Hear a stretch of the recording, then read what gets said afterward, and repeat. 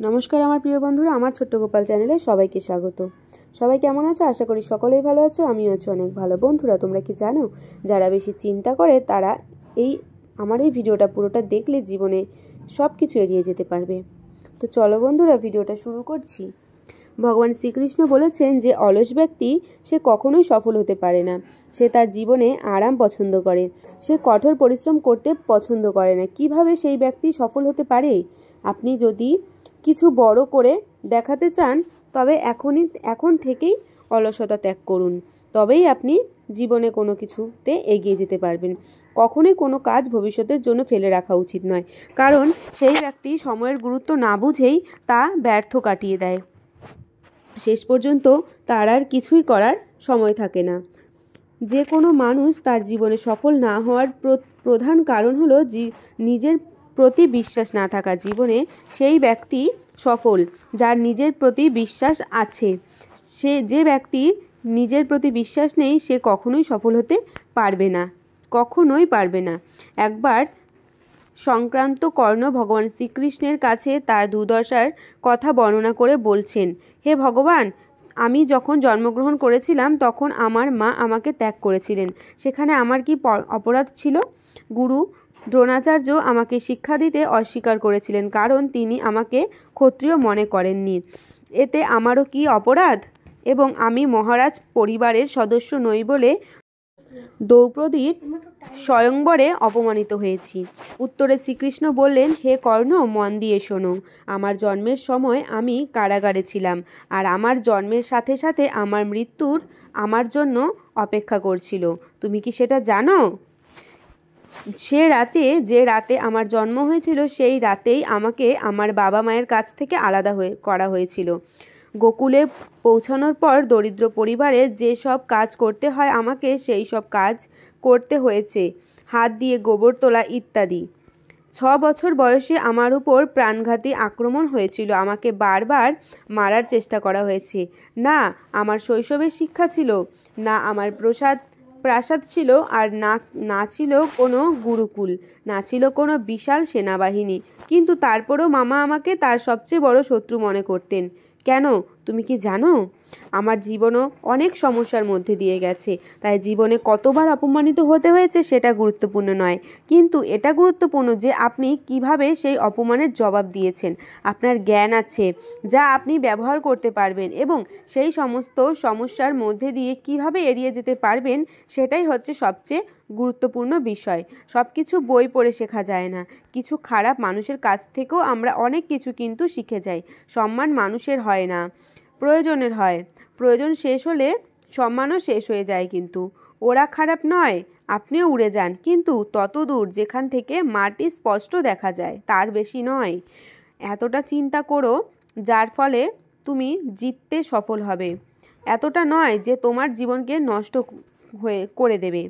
আপনি যতই বুদ্ধিমত্তার সাথে আপনার কথা বলুন না কেন, শ্রোতা এবং সামর্থ্য এবং তার মনের চিন্তা অনুযায়ী তা ব্যাখ্যা করবে। জীবনের গল্প এমন যে এতে কাঙ্ক্ষিত চরিত্র পাওয়া যায় না। জীবনে নিজের উপর ভরসা করেই চলতে হয়, অন্যদের উপর ভরসা করেই শুধুমাত্র চিতা নিয়ে যাওয়া যায়, তাই না? আপনার হাসি আপনার মুখে ঈশ্বরের স্বাক্ষর। এটাকে আপনার চোখের জলে ধুয়ে ও ক্রোধে মুছে ফেলবেন না। যে ব্যক্তি সারাক্ষণ দুঃখে কাঁদে এবং তার ভাগ্যের সাথে তার দরজার বাইরে থেকেই তার ভাগ্য ফিরে যায়, যার মনে আশা ও বিশ্বাস আছে, সে জীবনের প্রতিটি পরীক্ষায় কিন্তু উত্তীর্ণ হয়। মহান মন ধারণা নিয়ে আলোচনা করে, সত্য মন ঘটনা নিয়ে আলোচনা করে, আর ছোট মন মানুষকে নিয়ে আলোচনা করে। এই 5টি স্থানে সর্বদা নীরব থাকুন। প্রথমত, যেখানে আপনার কথার কোনো মূল্য নেই। দ্বিতীয়ত, যেখানে কথা বলার পর আপনাকে অনুশোচনা করতে হবে না। তৃতীয়ত, আপনি যদি রাগান্বিত হন, কারণ রাগের সময় একজন ব্যক্তি চিন্তা না করেই কথা বলে। শুধু শান্তি খুঁজুন, কারণ প্রয়োজন কখনো পূরণ হয় না। জীবনের পুরো লড়াইটা ইচ্ছা নিয়ে। কেউ দুঃখ চায় না, কেউ কমও চায় না। তো যাদের উদ্দেশ্য সবসময় পরিষ্কার, অনেক সময় মানুষ তাদের বিরুদ্ধে যায়। মিথ্যে কখনো দীর্ঘস্থায়ী হয় না। সত্য একটা হলেও তা শেষ পর্যন্ত আপনার সাথে থাকে।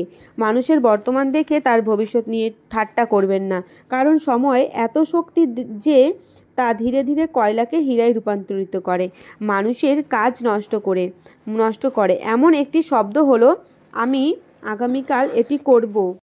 ভেবে দেখুন, যখন আমাদের জন্ম আমাদের ইচ্ছা অনুযায়ী হয় না, তখন আমাদের মৃত্যুও আমাদের ইচ্ছা অনুযায়ী হয় না। তাহলে জন্ম মৃত্যুর মধ্যে যে সমস্ত আয়োজন হয় তা আমাদের ইচ্ছা অনুযায়ী কীভাবে ঘটতে পারে? আপনিই বলুন। আজকের যুগে সুখী হতে চাইলে স্বার্থপর হতে হবে, এটাই এই যুগের বাস্তব। যে মানুষের অনুভূতিকে সম্মান করতে পারে না, তার জন্য পাগল হওয়া ভালোবাসা নয়, বোকামি।